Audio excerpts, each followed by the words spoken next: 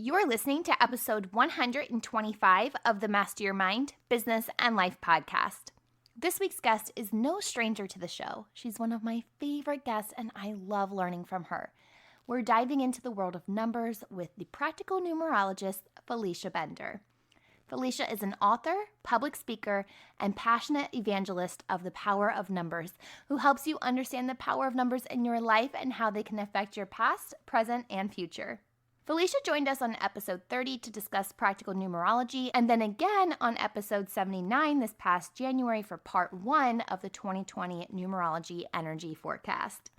Today, Felicia is bringing us part 2 of this numerology energy update, and we're reflecting back on the first half of 2020 and how this year of the 4 is playing out, numerologically speaking, and how it's preparing us for a 5-year. Felicia also gives us a glimpse into how personal years are being affected, plus shares how COVID-19 is broken down in numerology. Before we meet Felicia, I've got to share that I've added a new goodie to the Mind Biz Life favorites portion of the website. I'm headache and migraine prone, and I noticed that this increases on days that I was stuck behind my computer. I've had my blue light filtering glasses from Movement for about a month now, and I can tell a huge difference. Not even just after nerding out all day behind my laptop, but also while watching TV at night. It used to really hurt my eyes. Now I'm able to do so without squinting. When you use my referral link on mindbizlife.com website, under the Mind Biz Life favorite section, you'll save $15 off your first order from Movement. Okay, now that I've shared all that, it's time to get down with some numerology and catch up with Felicia. You know what to do. Tune in, turn it up, let's go. You're listening to Master Your Mind, Business and Life. Conversations with everyday world shifters, truth seekers, and rule breakers. Here's your host, Lauren Smith. Hey everyone, it's Lauren Smith. Welcome back to another episode. I am so excited to introduce this week's guest, one of my favorites, Felicia Bender, who is known as the Practical Numerologist. Hey Felicia, welcome back to the show. I think this is now your third time joining me. I don't know how many years have we been doing this together now? I know. I love it. I look forward to it each and every time. I think the last time we spoke was last November, and that episode aired January 1st of this year, 2020. And within that episode, you gave us an energy forecast of the 4-year, plus you beautifully broke down our personal year numbers and what to kind of expect. But I just want to rewind back to that conversation and bring up something that you said, because it is far too relevant right now.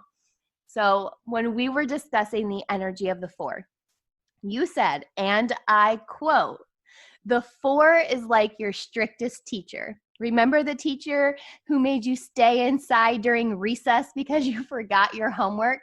That's really the energy of the 4. And I was listening back to our conversation and just started laughing, because after spending the last 8 weeks on stay-at-home orders and in this quarantine, this year really does already feel like the strict teacher who is making us stay inside.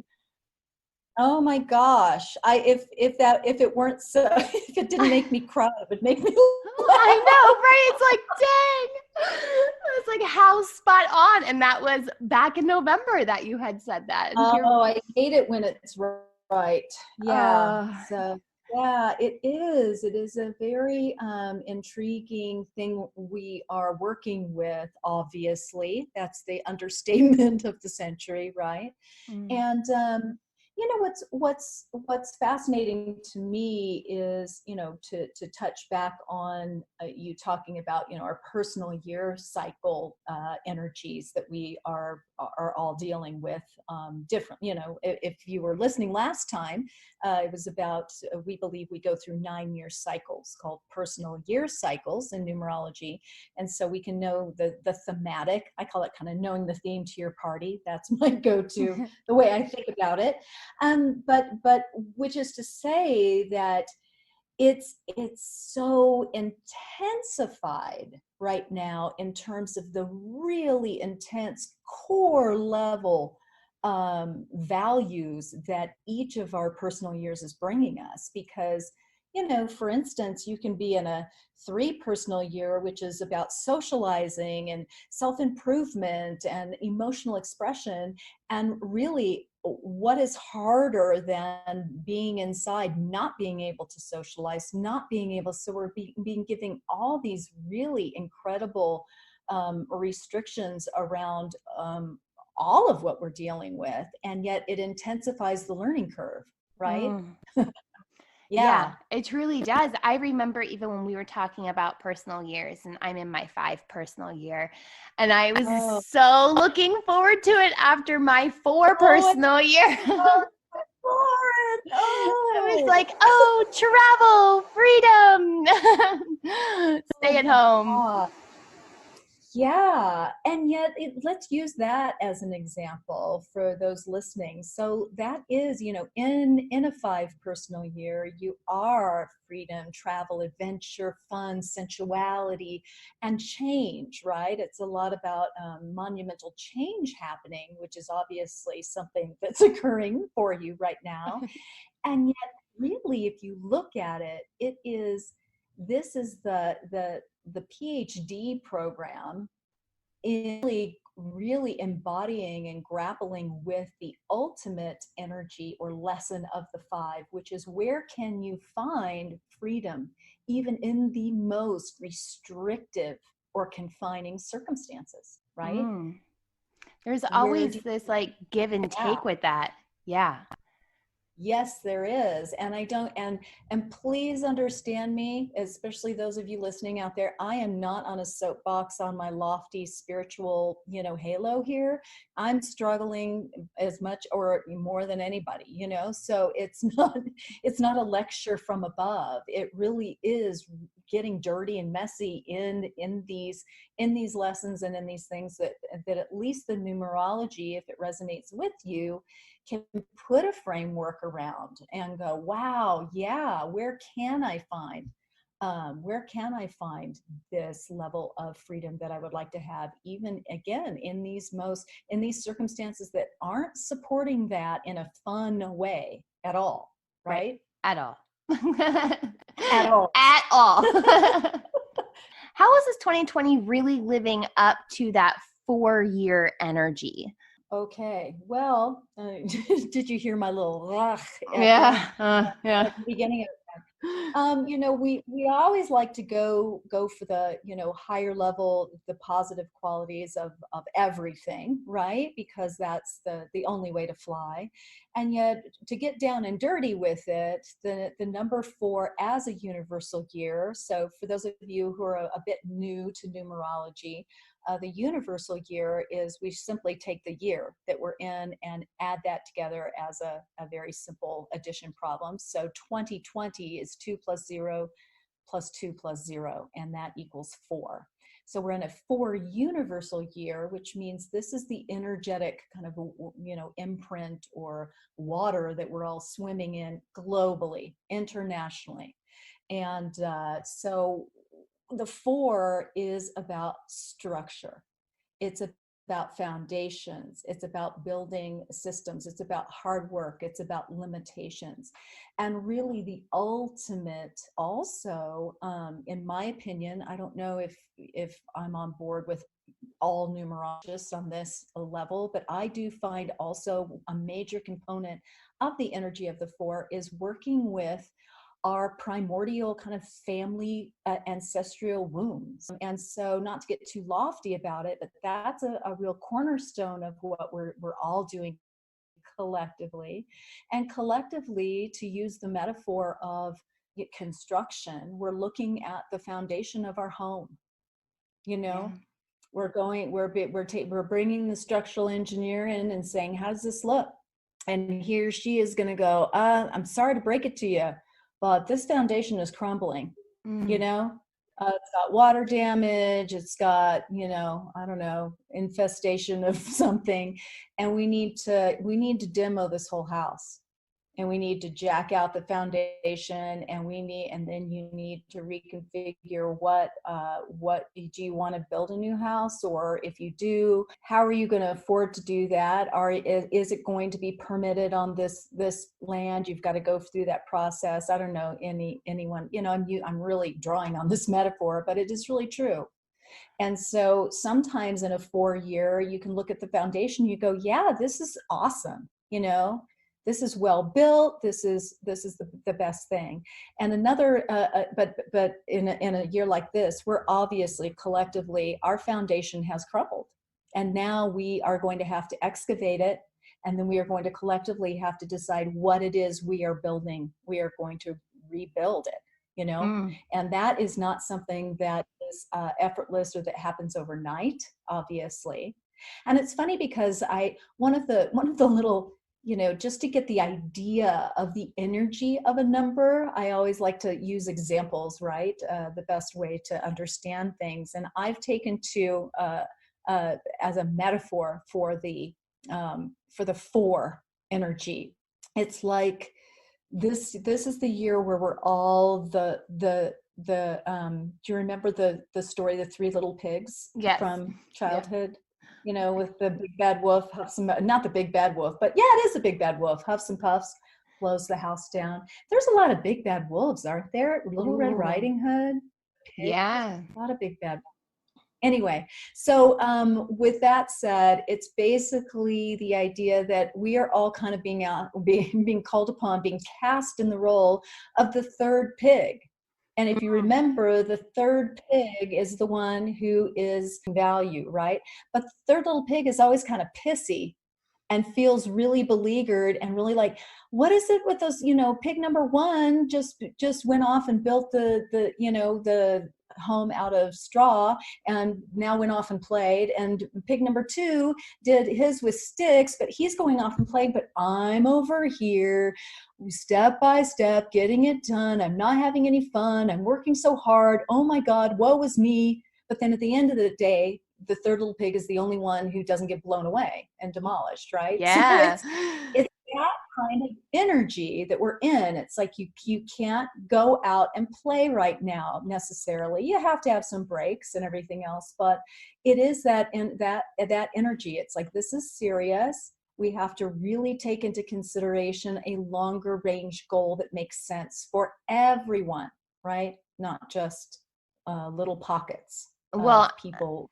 Yeah, that just makes so much sense. And I love that analogy because woe is me. It's really it's a mood right now for so many.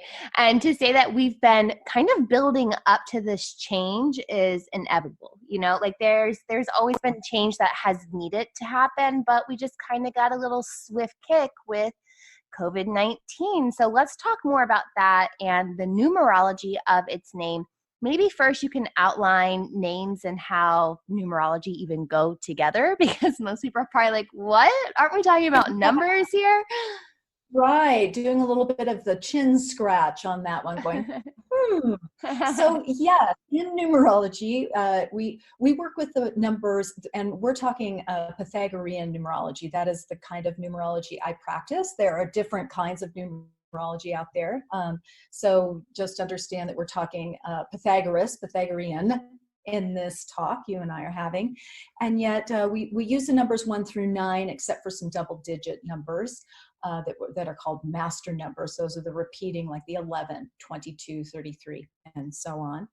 And so we use those numbers obviously as numbers, but then we'll look at the alphabet, and we will apply a numerical value to each letter. And I won't go through the whole process, but just to give you an idea. So A is 1, B is 2, 3 is C, and so on.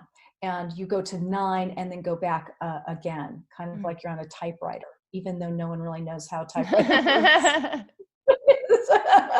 But if you're an old movie buff and you've ever seen a typewriter work, you'll know that it kind of goes back and forth like that.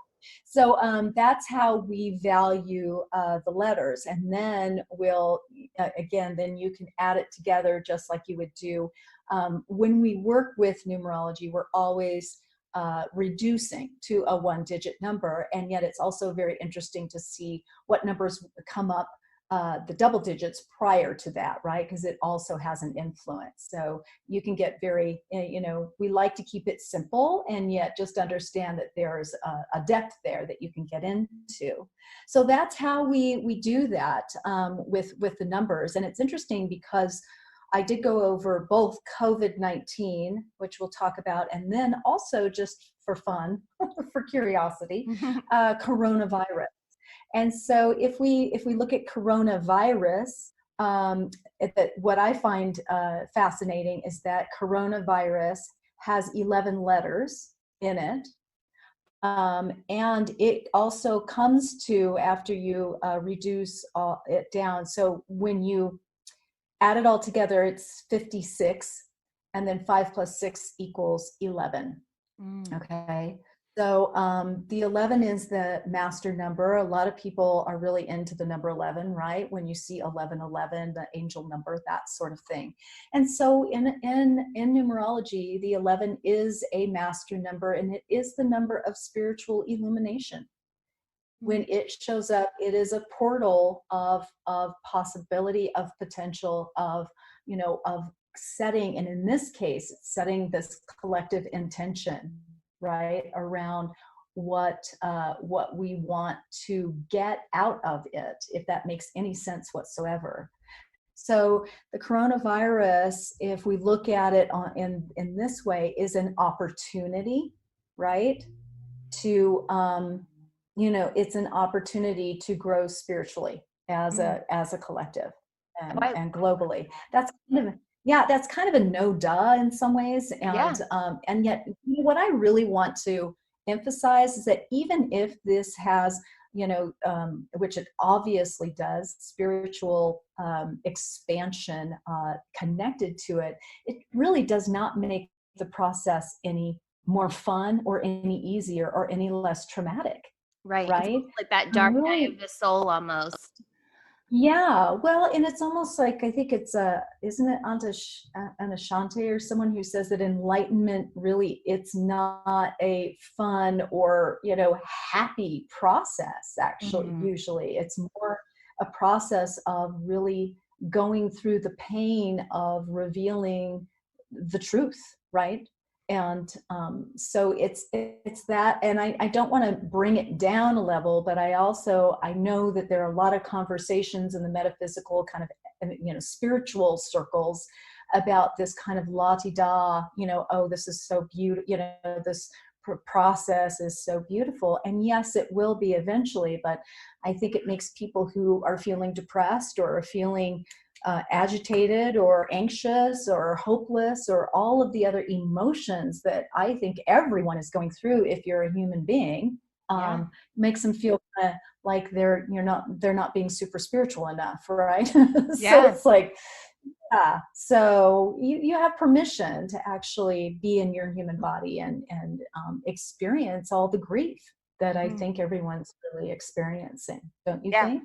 Yeah, I love that. And I love that you touch on grief, because I don't think many people even notice that we're grieving the lives that we no longer have. We're grieving that our normal is no longer our norm. Like, there's so much that we're grieving. Just today, I got the belongings from my kids' desks at school, and I was sitting there going through all of their paperwork, and my heart just started to sink because my youngest daughter, this was her kindergarten year. And I was like, oh my gosh, she didn't get to do her awards ceremony, and she didn't get to do, her field trips. And there's so much that they didn't get to do together. And there was just this wave of just like grief. That's what it was. I was grieving for her that she didn't have those last couple of memories. And then, of course, seniors and college and people who are weddings or even having babies and their spouse can't be in the room with them. Like, there's just so much that is too many moving parts for so many people. Absolutely. And it's interesting as well if we look at the numerology of COVID-19, it's if we quickly do the layers of that, because COVID, the name is a 2 is a 26, and then that reduces to an 8. So the 2 and the 6 are home, family, relationships, love, all of those very relational energies. And then it reduces to an 8. And the 8 in numerology is the power number. It is empowerment. It's money. It's control. It's authority. It's all of those very worldly, material energies. So it is an interesting thing that COVID is the 8. It's that standing in empowerment, but also, the flip side to the 8 is greed, and is an over focus on the material, right? And so it's that balance point there. So if we put that on the page, or, in a corner or wherever on the playing field, and then we look at the number 19 that is part of COVID-19, obviously the name even has that number in it. And what I find, always infinitely fascinating is in numerology, we have certain numbers that are called karmic debt numbers. And they indicate that a karmic debt is being paid off, right? When it shows up somewhere. This can show up in your personal numerology profile, right? And then it shows up as cycles of time and just indicates that there's, a different depth of what's happening within that realm. And so the 19 as a karmic debt number indicates that there's being a payback in the realm of an abuse of power. Ooh. Past, right? Whoa. So a willful abuse of authority and power. It's like, ooh, wow. Could that be? So it is. So with the 8 and the COVID, the 19, which is the karmic debt, that just kind of gives you a little bit more a richness of meaning there.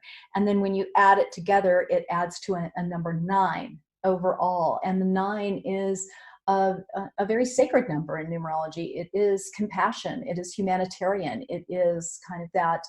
It is a very, it's the number of completion, surrender. It's about altruism and compassion. And it is really, when it shows up, it is really demanding, again, not to be too lofty.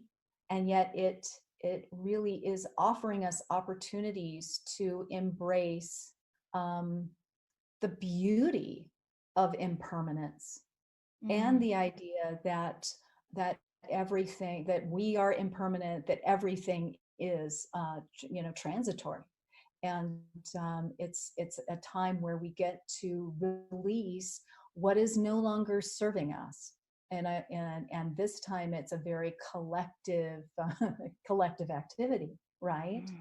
And so we're having to take a real deep look at all of this. And what I find is the bitter irony is that it would be easier for us collectively if we could have taken these things seriously as they've been transpiring, right? Like, global, like climate change, all of the ways in which we've gotten to this place. That's just one example, one tributary of thought here.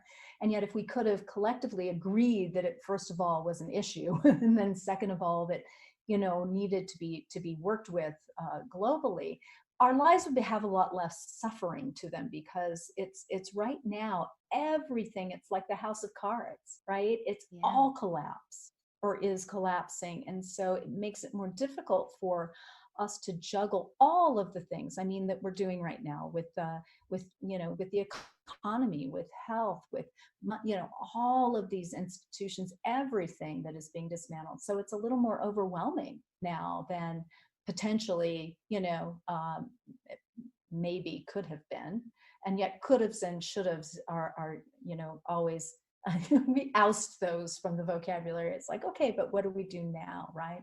And so the 9 with as the COVID-19 with the karmic debt that we spoke of, is it gives it a little more punch, and it gives it a little more meaning around what is the message here that we are being offered. that we can glean through this. And again, I'm not making light of it and like, oh, this is super awesome. It can be super awesome, but it's very hard and it's very painful. Everything right now is tough. So to stay optimistic about it all is just kind of a task in itself. So if we go back to that story that you told us about the three little pigs, and we're that third pig who is getting our house ready, and we look ahead a little bit, then how is this 4 year really preparing us for the 5 year? Well, the four is always preparing us for the five because it's giving us, it's a little more deeper level of, I don't know, of peeling the onion of the five. And yet the more and more I work, I work with the numbers, the more I love this aspect of it, because the four is absolutely necessary for the five to flourish and to have positive results. Because if you think about it, the five energy by itself is a very frenetic, usually very unfocused. It's more about the moment and how it feels. If it feels good, do it, right? Sort of energy around it. And it is this level of expression around freedom. I want to feel free. And sometimes it can go over into, I'll do whatever I want, however I want, whenever I want, without a consideration of the longer term consequences of that. And yet, if you look at the numerology of the five, it is about freedom through self-discipline. It's about the constructive use of freedom. And so the five is the freedom part, but if you engage some of that four energy, you can ground it, you can give it some positive results, right? And I always use the kind of silly, but not really silly example of, if you want financial freedom, for instance, you're not going to get financial freedom by hanging around and doing whatever you want, however you want, staying home from work and, smoking pot on the couch or whatever, not consistently, right? It's just not going to work. You're not going to, so you have to, if you want financial freedom, you need to decide on a career that's going to make you enough money, where you can invest, where you can do this, where you can, and then you have to do it. You have to be smart about it. You have to have a plan. You have to implement it. You have to follow through. And then at the end of the day, you're going to have an amazing amount of financial freedom. But it takes an inordinate amount of self-discipline to do it. The same with physical freedom. You can't, have physical health freedom if you're eating and drinking all you want all the time, not exercising, whatever it is, the feel good moment. So it's a matter of, again, just like the example goes on and on. You have to have the discipline around making that happen. And then the results are the freedom that are involved with that. So with that said, next year, I would say, it doesn't take a super psychic or a numerologist to predict that this is not over. Right. Yeah. I think we can all agree there. Yeah, it's not going to be checked off the list. And that so next year is going to be more of an exploration of how do we create this new world, this new economy, this new social engagement around these very themes. So it's going to be, the exciting aspect is that necessity is the mother of invention, right? Yeah. Mm-hmm. And so the five energy next year is all about, let's do this thing. Let's explore. Let's be curious. Let's ask more questions. Let's try it, right? And then, when things don't work, it's like, nope, that didn't work. Let's go over here. Let's do this. Okay, let's try this. Let's do that. So it's going to be more of an experimentation time, I hope, where, and yet the beauty of the effectiveness of the five is when the bright and shiny objects can be eliminated pretty quickly. And then you get down to business on the thing that's going to be sustainable for a longer term change and transition. Because again, the five as a cycle of time, which the next universal year in 2021, like is what we're talking about, will be a time of dramatic change.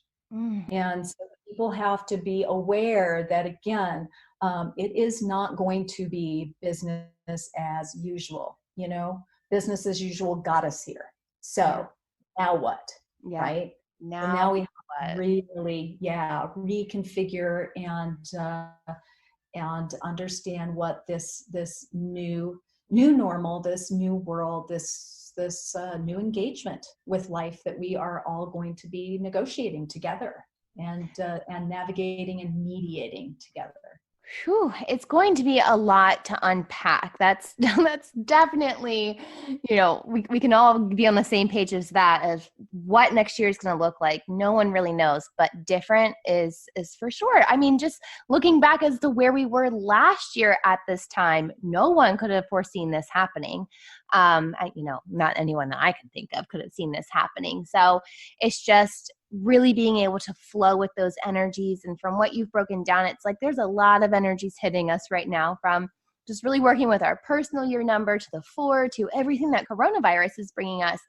It's just, it feels like a lot. And I know that people who are listening to this are like, okay, I might want to start using numerology more in my life to kind of help me understand these energies and, flow with them a little bit more. Where do you suggest that they start dipping their toes into the numerology waters? Ooh, that's always fun, isn't it, to start exploring? Well, I've got a lot of resources on my website at FeliciaBender.com. And yet, I got into numerology. I mean, it found me. I did not find it. And you just pick up the book that speaks to you, right? And just start learning the basics. I offer some basic courses as well so just make it fun and just start looking at, just getting a basic foundation of what each of the numbers brings with it. Because as a reminder, numerology is the art and the science, that's again, that I use is from Pythagoras. And the basic idea is that numbers carry with them not only that quantitative value that we use in math, right? It's 1, 2, 3 pencils or whatever, but that these numbers carry also with them a frequency, a vibration. They are portals of information. And it's a kind of cool concept it's funny because people are always asking me, like, how does this work? I'm like, I honestly don't know. I have no idea. All I know is that it does. And it's just incredibly accurate. It's so cool. And so to be able to practice that and look at it and to start using it in your day-to-day life, so you can even just start having fun with that. And the cool thing is that when you have a book or a resource, again, like my website, you could just go check on it. And it's something that you have the book on the shelf and you can go take a look at it. It's not like you have to meditate in a cave for a year before you have this, strike of insight, even though that's, you can do that too. Yeah, absolutely.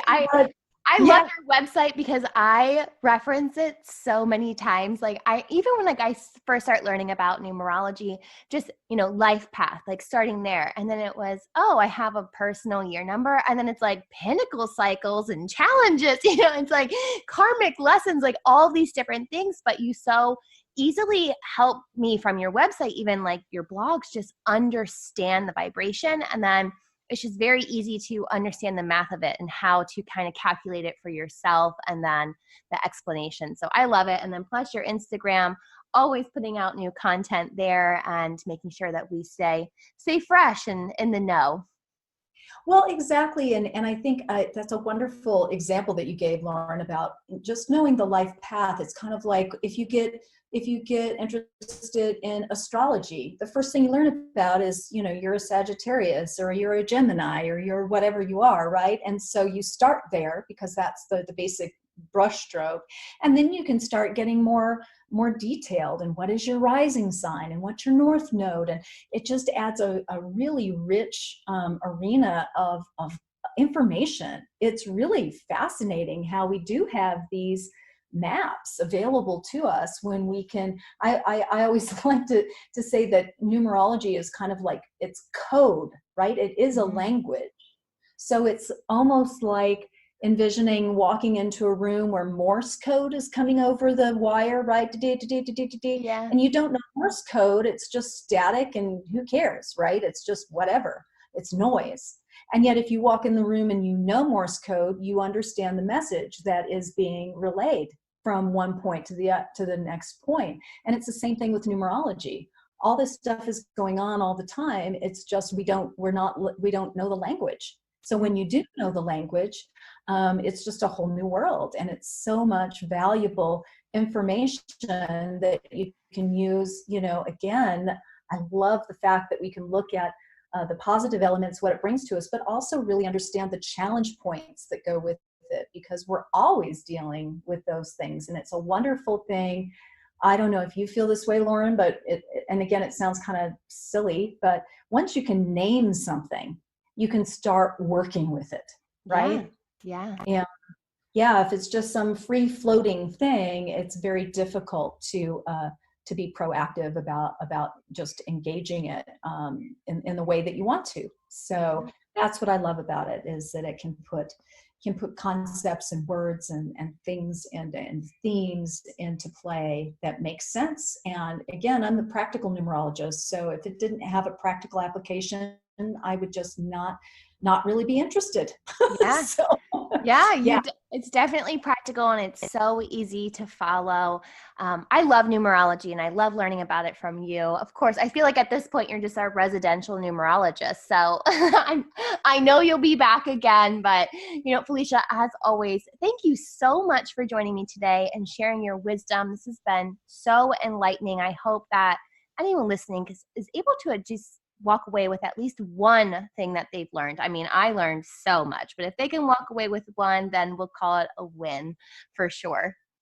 absolutely. And, wishing you the best with everything, as always. And we'll be back together. But also, it made me sad to hear the story of sad. Yes, it did make me sad to hear the story of your daughter in her kindergarten year, because it just makes your heart go, oh. But I'm sure that that you've been doing different things to, offer different memories. And I think that even if we think about the number 5 coming into play, that's another aspect. How can we truly reconfigure our expectations around it all, right? It's been interesting, because now I'm mom, and I'm not full-blown teacher, because thank goodness our teachers are still very active in their jobs and providing information. But it's really cool to just put on a different hat and try it a different way. And we're getting way more time together. I am one of those people. I like being with my kids more. And, I have worked from home, so they were always with me when they were little. So this to me is like just round 2 of what I'm already used to, in a sense. But, Right. but it's, having that, being able to take a step back, being, it really stinks that she didn't get to finish up her kindergarten year, but dang, I am so lucky I get extra time to do this and watch her grow in a way that, in a setting that I haven't been used to as well. I'm not used to seeing those aha moments in math, or having those like different prompts that the teacher gives for like reading to help me be better at helping her learn as well. So we're all growing in this together. Yeah. It's a great way of looking at it. Oh So, my goodness. Well, it is always such a treat to speak with you. Thank you again for joining me today. thank you, Lauren. Well, until we meet again. All Be- right. I am fascinated by the world of numbers, and Felicia really makes it easy. I've linked Felicia's website and social channels on this week's episode notes, found on mindbizlife.com. Don't forget, share this episode with a friend. Sharing helps get this information and this podcast into the homes, cars, and earbuds of many. I'm back on Friday for a new episode of Fuel Your Life Friday, but until then, remember, every level of life is an opportunity to grow. Be well, my friend.